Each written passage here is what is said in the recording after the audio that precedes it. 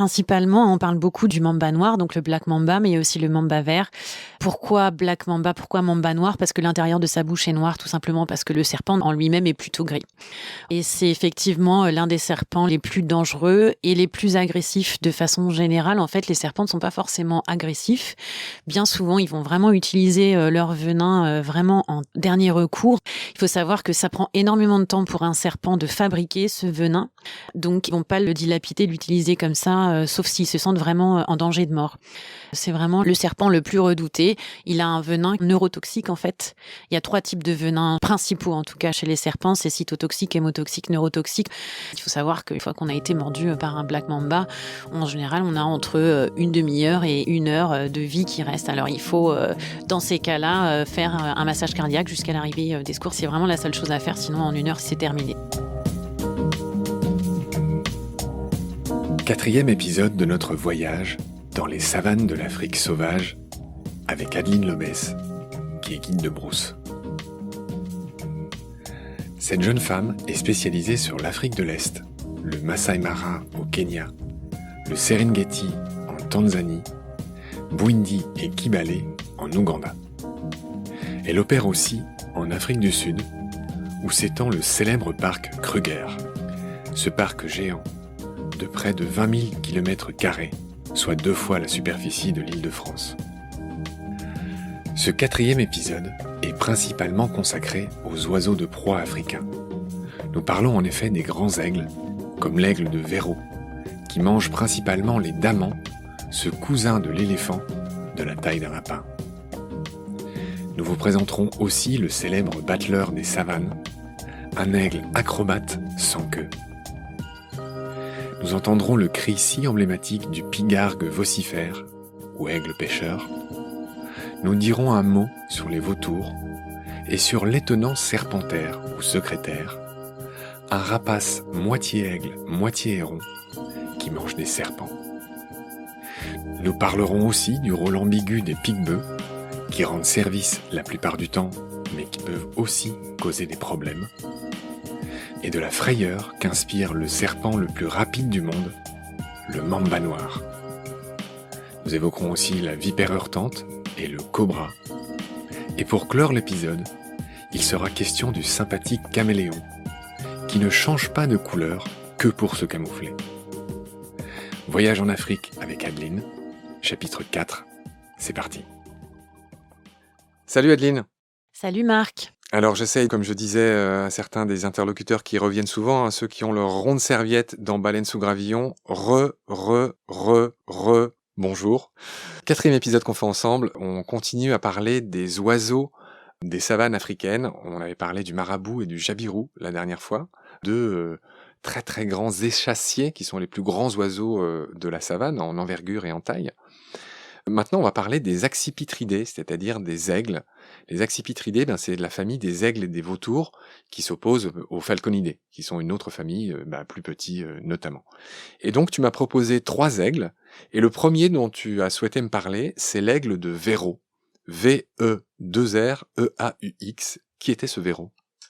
C'était un ornithologue et puis un botaniste relativement connu qui a effectivement donné son nom à différentes découvertes. Il y a aussi, en anglais, on appelle le Eagle Owl, donc le grand-duc en fait, Véro Eagle Owl aussi, qui porte son nom. D'accord. L'aigle de Véro, c'est un aigle très grand, il peut faire 2,50 m d'envergure, il est tout noir, il a un dos blanc, il a un U ou un V sur le dos, et il a ce qu'on appelle la cire. La cire, C-I-R-E chez les oiseaux, c'est la base du bec. Et donc, il fait partie de ces aigles qui a la base du bec jaune, par opposition à l'aigle battleur, dont on va parler juste après, et lui qui est tout rouge. Mais on va finir d'abord sur l'aigle de Véro. J'aimerais que tu parles du caïnisme, qui concerne beaucoup d'aigles, et notamment cet aigle. C'est quoi le caïnisme ? Le caïnisme, effectivement, donc ça porte bien son nom, ça vient de l'histoire d'Abel et Caïn dans la Bible, et donc c'est le fratricide en fait, le fait de tuer un frère ou une sœur. Et donc chez plusieurs espèces d'oiseaux, donc ça peut se passer chez des aigles, chez les pélicans, chez certains hérons, etc. Ils vont donc pondre 2 ou 3 œufs. La différence étant que des fois il y a 24 heures d'intervalle en fait entre la ponte d'un œuf à un autre, et l'incubation va donc pas commencer au même moment pour pour chaque œuf.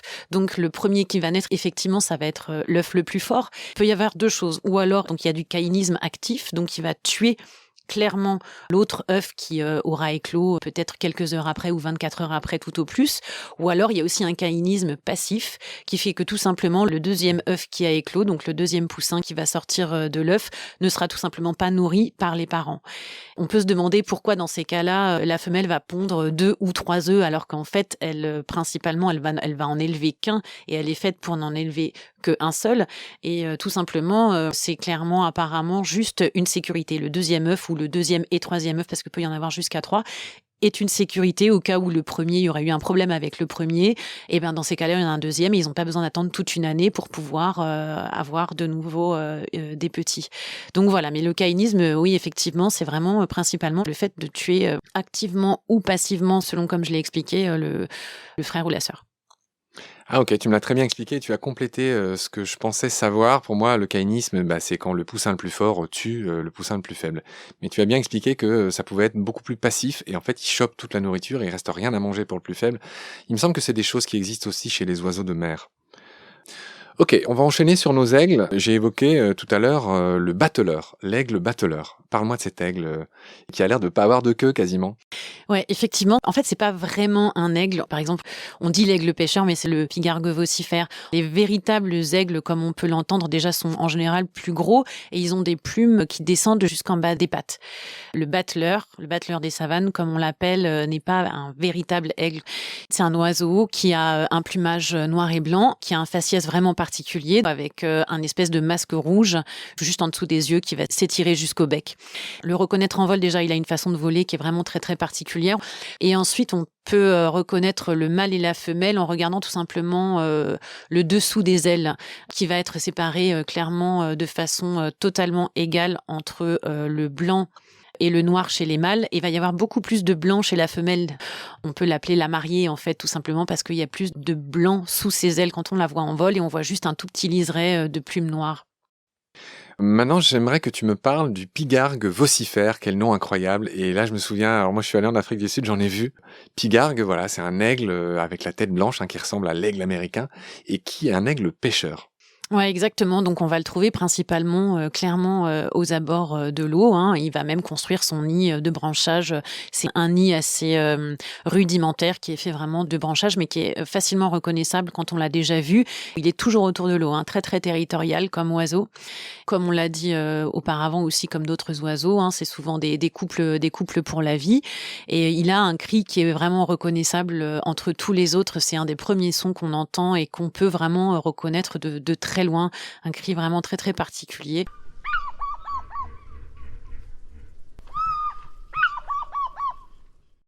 Ils sont toujours en couple. Quand on en voit un, on cherche l'autre. De façon générale, le mâle un peu plus gros que la femelle. Sinon, ils se ressemblent vraiment énormément. Ok.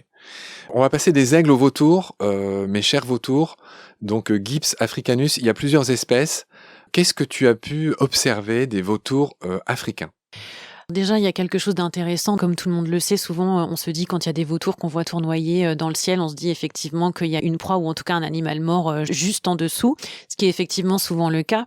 Les vautours en fait sont des oiseaux qui sont très très lourds, donc ils vont principalement planer quand on les voit dans les airs et ils vont utiliser ce qu'on appelle les colonnes d'air chaud, donc les thermiques qui vont pouvoir les aider à planer et ils vont passer d'un thermique à un autre pour pouvoir se déplacer.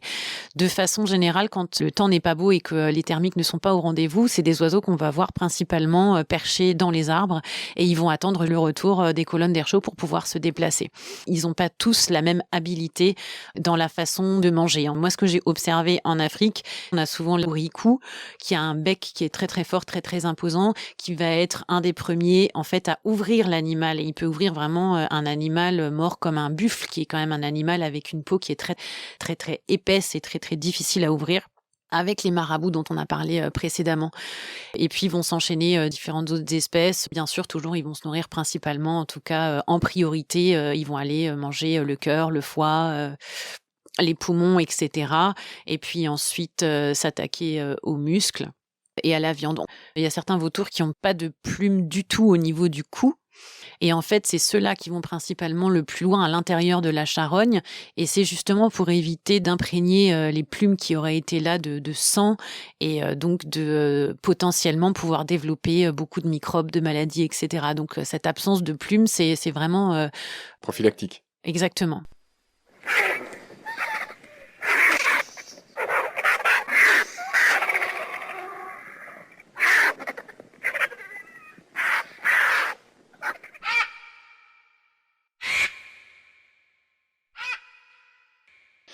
Ok. Il y a deux choses que je voudrais rajouter sur les vautours. C'est vrai, tu as raison, en préparant l'émission, on en a beaucoup parlé parce que c'est des animaux qui m'intéressent beaucoup. Puis j'ai été allé voir un centre dans les Pyrénées où ils réintroduisent des vautours et donc je m'étais renseigné. J'avais commis plusieurs erreurs parce que je voulais absolument que tu me parles du vautour moine, qui est un énorme vautour. Et je pensais qu'il y en avait en Afrique et en fait il n'y en a pas. Il opère plutôt en Asie celui-là. Et bref, ce que je voulais dire de manière simple, c'est qu'en effet, dès qu'il y a quelque chose de mort quelque part, de la même manière que la police scientifique utilise les différentes vagues d'insectes qui viennent coloniser le corps pour pondre des œufs ou s'en nourrir, c'est des espèces différentes qui interviennent à différentes heures et donc c'est comme ça que la police scientifique peut dater un décès. Et c'est un peu cette même idée avec les vautours, il y a différentes vagues. Et tu l'as dit, c'est qu'en fait, les premiers qui viennent, c'est ceux qui sont capables d'ouvrir un corps en commençant par les orifices naturels. C'est un peu horrible ce que je raconte, mais c'est comme ça que ça se passe. Puis, ceux qui arrivent ensuite, c'est que la proie a déjà été un peu dépecée et qui peuvent s'attaquer et continuer à attaquer les tendons, etc. Après, c'est des oiseaux, même des corbeaux, ou des oiseaux de moins en moins puissants, qui viennent bouffer les restes, il n'y a pas de secret. Et dans le cas de l'Europe, ça finit par le fameux gypaète, qui se nourrit, lui, quasi exclusivement d'eau, qu'il prélève et qu'il laisse tomber. Et voilà, il les avale soit entiers, et il peut même manger la moelle à l'intérieur des os. Donc, chaque vautour a son petit périmètre d'action, de sécurité, et il me semble qu'en Afrique, ça opère un peu différemment de ce qu'on a dit en Europe et dans le pourtour méditerranéen, que j'ai raconté parce que je le connais. C'est un peu pareil, il doit y avoir différentes espèces qui interviennent, voilà. Et la deuxième chose que je voulais dire, pardonne-moi, je parle beaucoup sur les vautours, c'est un peu mes petits préférés, moi j'aime bien les animaux qui sont moches et qui plaisent à personne, c'est qu'il y a un fait très notoire entre les vautours du Nouveau Monde et les vautours de l'Ancien Monde, c'est que en fait, ils sont pas du tout apparentés. Et c'est un cas extrêmement clair de ce qu'on appelle de convergence évolutive. C'est-à-dire qu'en fait, les condors et les urubus et autres vautours du Nouveau Monde d'Amérique ressemblent beaucoup à nos vautours d'Europe ou d'Afrique, mais en fait, c'est pas du tout la même famille. Les vautours du Vieux Monde, on l'a dit, c'est les accipitridés au même titre que les aigles, et les vautours du Nouveau Monde font partie des cathartidés, les condors, les urubus. Et en fait, leurs ancêtres les plus proches génétiquement, c'est les cigognes. Et ils se ressemblent parce qu'ils font la même chose, ils mangent des charognes. Et donc cette tête nue dont tu as parlé, qui est plus pratique pour aller manger à l'intérieur des corps, et ben voilà, tout ça, c'est cette même convergence qui font que ces oiseaux en arrivent à un même point d'évolution, mais en partant d'ancêtres qui ne se ressemblaient pas du tout. Voilà, c'était un peu long, mais je voulais signaler ça. C'est quelque chose qui m'avait frappé quand j'étais arrivé au Chili où j'ai habité quelque temps. Je voudrais que tu finisses par me parler de l'équarrissage, de ce rôle important qu'ont les vautours en Afrique aussi. Pourquoi ils sont si importants dans la savane? Justement parce que comme les hyènes chez les mammifères, c'est des animaux qui vont nous débarrasser, en tout cas débarrasser la savane et la brousse de tous les animaux morts et donc empêcher la propagation de différentes maladies si on avait évidemment des corps en putréfaction un petit peu partout et qui restaient comme ça de façon beaucoup plus longue. C'est vraiment eux les nettoyeurs, les fossoyeurs de la nature. Ils ont un rôle extrêmement important, vraiment primordial comparé à d'autres espèces et malheureusement, on a perdu de façon générale, que ce soit en Afrique ou en Europe ou en Asie, un grand nombre de vautours pour différentes raisons. Alors, il y a forcément toujours dans ces animaux-là, comme tu disais, qui sont moches et que pas grand monde aime, un espèce de délit de sale gueule qu'on retrouve de façon générale. Donc, on les aime pas. Ils mangent des animaux morts. On va les empoisonner comme ça parce que ça nous chante. Donc, il y a ça aussi. Et puis, il y a le fait aussi qu'ils se nourrissent, comme on l'a dit, d'animaux morts. Et donc, ça peut être aussi bien des animaux sauvages que des animaux domestiques. Et dans les animaux domestiques, comme les vaches par exemple, il y a énormément, c'est des animaux qui sont traités pour différentes maladies, ou en tout cas en prévention de différentes maladies. Donc ça peut être des antibiotiques, ça peut être différentes choses. Et ça, les vautours, ils sont très sensibles et ça peut les tuer, tout simplement, après s'être nourris de ça. Donc c'était quelque chose d'important, je pense, à souligner. Tout à fait. J'ajoute qu'apparemment, les Maasai révèrent cet animal dont ils ont compris l'utilité, mais malheureusement, ils ont certaines pratiques, notamment tout ce qui est pasteur. Les éleveurs d'animaux, parfois, ils laissent des carcasses volontairement empoisonnées pour se débarrasser d'autres prédateurs que les vautours, mais c'est malheureusement les vautours qui trinquent parfois, et donc ils souffrent de ça en Afrique aussi. Voilà ce qu'on pouvait dire sur les vautours. On n'a pas fini sur les oiseaux. Adeline, je voudrais que tu me parles d'un animal qui est très étrange, qui est moitié héron, moitié aigle, et qui s'appelle le secrétaire. Ouais, effectivement, le nom anglais, c'est Secretary Bird, donc secrétaire serpentaire. C'est un animal assez aussi emblématique. On le voit principalement tout seul quand on le voit dans la savane. Il est très souvent en train de gratter par terre. Il se nourrit principalement de serpents, hein. Il va tuer un serpent avec la patte, hein, tout simplement. Il va le frapper avec la patte jusqu'à ce qu'il meure et après, il va le gober entièrement, quelle que soit la longueur du serpent. C'est un oiseau qui a une espèce de crête sur la tête, comme des espèces de petites plumées, en fait, plusieurs plumes sur la tête, qui est très grand, avec des grandes pattes jaunes. On peut pas le rater. Donc son autre nom, c'est le messager sagittaire. Il appartient à une famille dont il est le seul représentant, les Sagittaridés. Il y a deux hypothèses sur son nom qui est quand même assez étrange. Pourquoi un oiseau s'appellerait un secrétaire? Alors tu l'as dit, il a une sorte de plumet sur la tête, des plumes qui ressemblent à celles que autrefois les secrétaires mettaient sur leur oreille avant ou après d'écrire. Et puis en arabe, Sakr al-Tahir, je ne sais pas si je le prononce bien, ça veut dire l'oiseau chasseur. Et donc son nom pourrait aussi venir de là. Voilà ce qu'on pouvait dire sur le secrétaire. On va enchaîner sur un dernier oiseau. Et puis après, on va passer aux serpents, leurs cousins, dans l'évolution.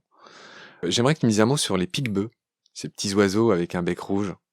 Ouais, les pique-bœufs, effectivement, c'est des oiseaux qu'on voit très souvent dans la savane, qui sont principalement sur les mammifères, donc qui sont là pour les débarrasser des parasites, hein, que ce soit les tiques, les puces, toutes ces choses-là. Donc on en voit très très souvent.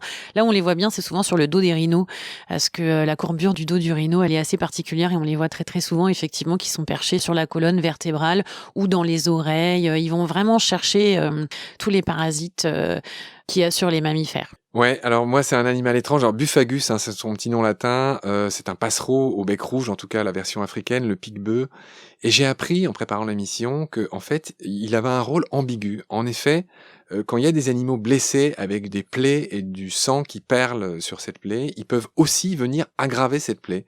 Et donc ils ont un rôle dans la savane qui est à mi-chemin entre ce qu'on appelle le mutualisme, c'est-à-dire une sorte d'échange de bons procédés, je te débarrasse de tes parasites et puis toi tu m'offres à manger en échange. Donc ça, c'est le mutualisme. Mais ils sont aussi à la limite du parasitisme, parce qu'ils peuvent aggraver, et il y a même dans certains cas extrêmes, des animaux qui peuvent mourir à cause de ces oiseaux qui viennent aggraver des plaies préexistantes.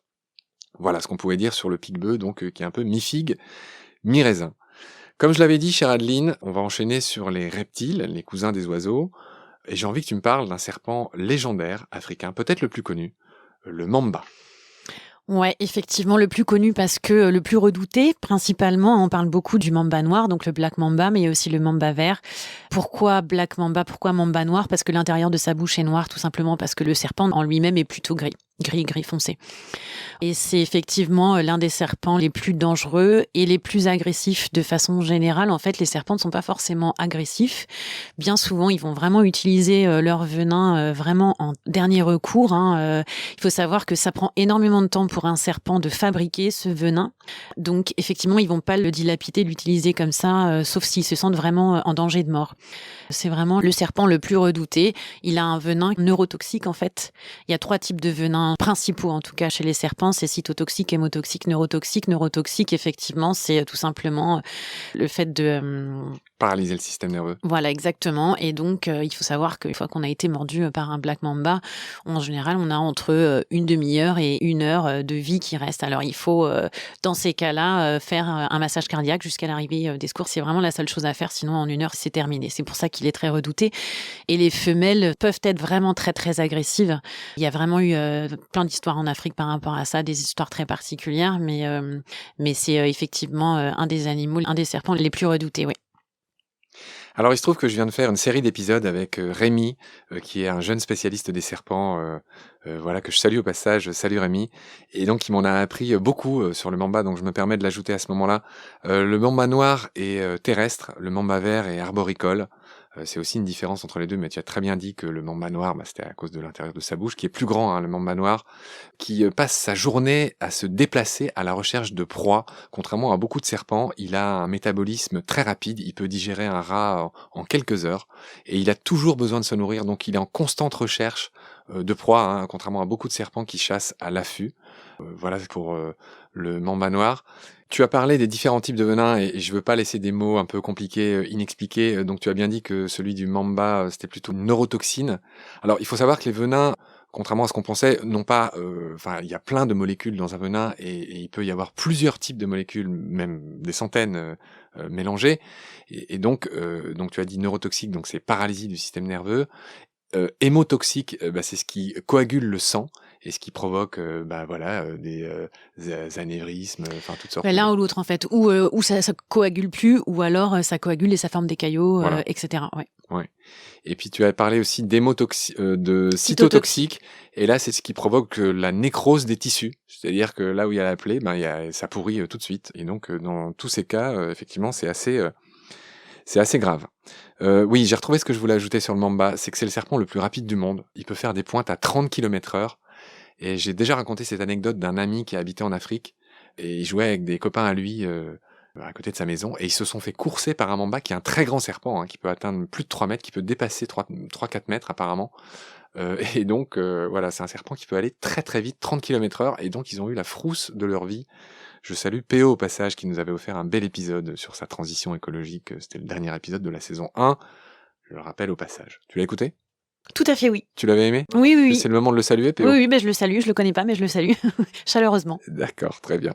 On en a fini sur les mambas. On va enchaîner sur les serpents. En préparant l'émission, tu m'as mentionné la vipère heurtante dont tu voulais me parler. Pourquoi elle s'appelle heurtante ?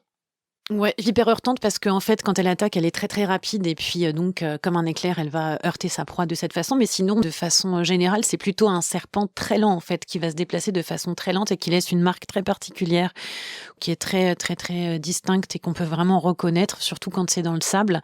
C'est un serpent qui va principalement, lorsqu'il se sent menacé, il va s'immobiliser tout simplement. Et c'est là où ça peut être dangereux parce qu'il faut évidemment éviter de marcher dessus. Sa tête va rester de toute façon bien en l'air et à l'affût. De façon générale, en fait, les serpents, pour se faire mordre par un serpent, il faut ou vraiment aller essayer de le chercher pour l'attraper et pour le tuer, ou alors marcher dessus de façon sans l'avoir vu. Mais même dans ce cas-là, la plupart du temps, quand un serpent est pris de court comme ça, il va faire ce qu'on appelle une dry bite, c'est-à-dire une morsure sèche, c'est-à-dire qu'en général, il va pas mettre de venin parce que de surprise, en fait, il va réagir comme ça, ou alors mettre très peu de venin. Ce qu'il faut savoir aussi, c'est que les bébés serpents naissent avec la même dose de venin qu'un adulte. Donc en fait, on a tendance à se dire oui, c'est un bébé, ça va être moins dangereux, mais c'est vraiment pas le cas. Et c'est pas ce serpent qui se déplace latéralement ? Oui, exactement. Ouais. Ça dépend complètement. Chaque famille de serpents a une façon de se déplacer différente et on reconnaît en fait leur marque. Voilà, et le dernier serpent dont tu as tenu à parler aujourd'hui, c'était le cobra crasher, le spitting cobra. D'ailleurs, au passage, tu m'as pas donné le nom anglais. Moi, j'aime bien les noms anglais de la vipère heurtante. C'est puff adder. Puff ? Adder. A-D-D-E-R. Bref, le cobra, maintenant, après la vipère heurtante, le cobra crasher. J'adore ces noms d'animaux très rigolos. Alors lui, c'est pareil, il faut se méfier de lui. Pourquoi ? Oui, alors après, dans une moindre mesure, parce qu'on peut quand même se remettre d'une attaque du cobra crasher, donc spitting cobra en anglais. Mais effectivement, faut faire attention parce qu'il va viser principalement les yeux. Clairement, quand il va cracher son venin, il va le cracher directement dans les yeux et c'est là où ça peut être dangereux. Et c'est là où il faut juste avoir les bons gestes. Et le bon geste principalement, c'est de nettoyer tout de suite les yeux avec de l'eau claire, tout simplement. Alors on a entendu un petit peu tout et n'importe quoi, comme mettre du lait. C'est des choses courantes qu'on peut entendre dans les villages en Afrique. Et le lait, il y a des bactéries de façon générale dedans, donc ça peut complètement aggraver. Donc voilà, principalement, il faut mettre de l'eau.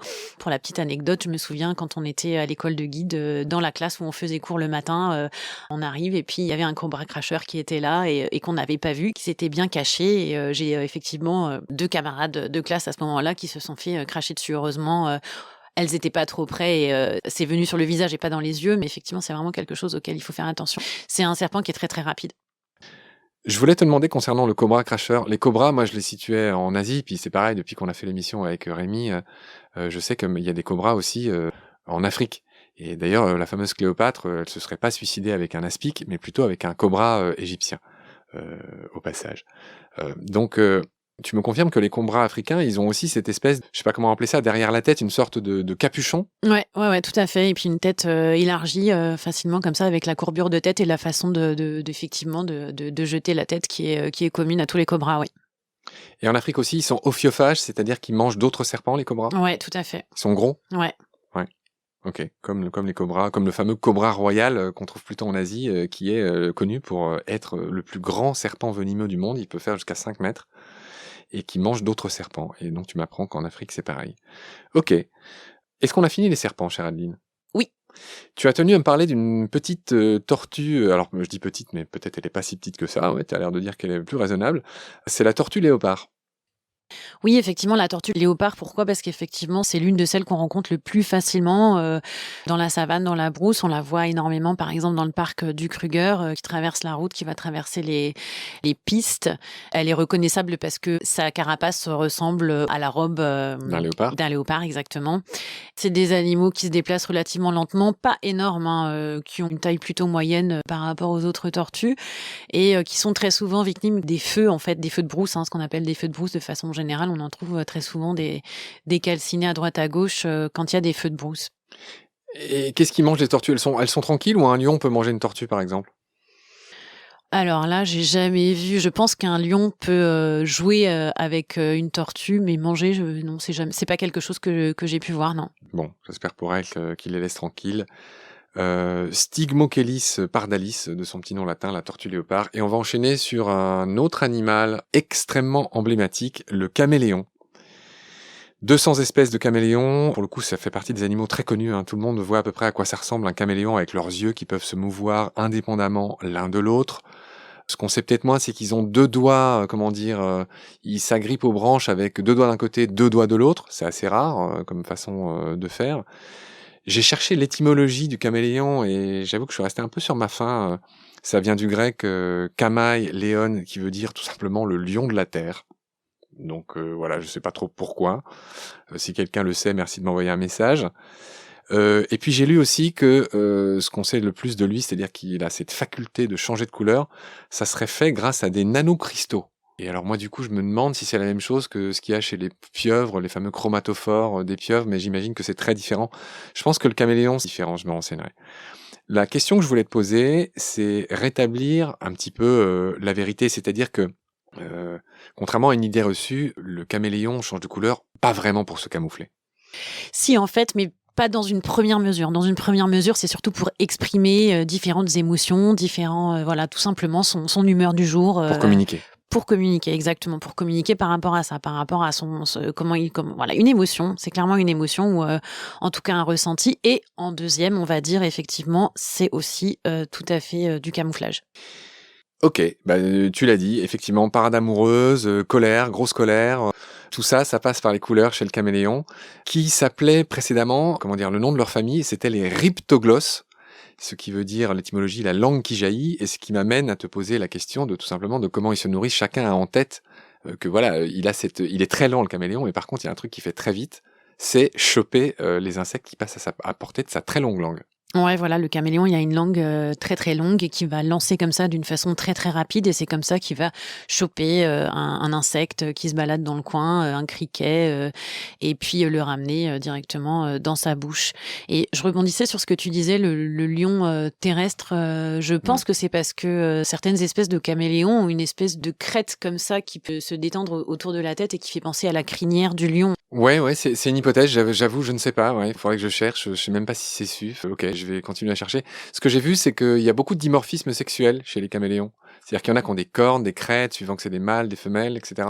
Ouais, effectivement, il y a aussi une question de taille. Le mâle, il va être beaucoup plus gros que la femelle. Et puis après, il y a différentes espèces. Il y en a qui sont cornues, comme les rhinocéros, qui vont avoir une corne, d'autres qui n'en ont pas. Effectivement, ouais. Voilà, que dire d'autre sur les caméléons? Il y a eu un dessin animé célèbre qui s'intitule Rango, avec la voix de Johnny Depp, qui avait donc un caméléon comme héros. Et puis je voulais finir cette émission en racontant ce mythe zoulou, je ne sais pas si tu le connais, qui raconte que les dieux ont envoyé un caméléon sur Terre pour donner aux hommes l'immortalité. Ce caméléon s'appelait Unuabu, et il était très lent. Et en fait, il est encore en chemin. C'est pour ça qu'on n'est pas immortel. Et que dans l'intervalle, en fait, il y a un lézard qui s'appelle Intulu, qui lui a apporté la mortalité. Et ce lézard-là, il est arrivé avant. Je sais pas si je le raconte bien, mais voilà, j'ai lu que c'était un mythe zoulou que je trouvais sympa pour clore cette émission. Est-ce que toi-même, tu voudrais ajouter quelque chose sur les caméléons ? Une chose intéressante et qui est vraiment facile à observer, c'est qu'effectivement, chaque œil est indépendant de l'autre. En fait, il peut vraiment bouger ses deux yeux de façon totalement indépendante, ce qui lui donne une dextérité à ce niveau-là oculaire qui est vraiment très importante. Et que c'est un animal nocturne, tout simplement. Ok, chère Adeline, on a fini ce 4e épisode. Je te retrouve avec plaisir très vite pour continuer à parler des animaux d'Afrique. Salut Adeline. Salut!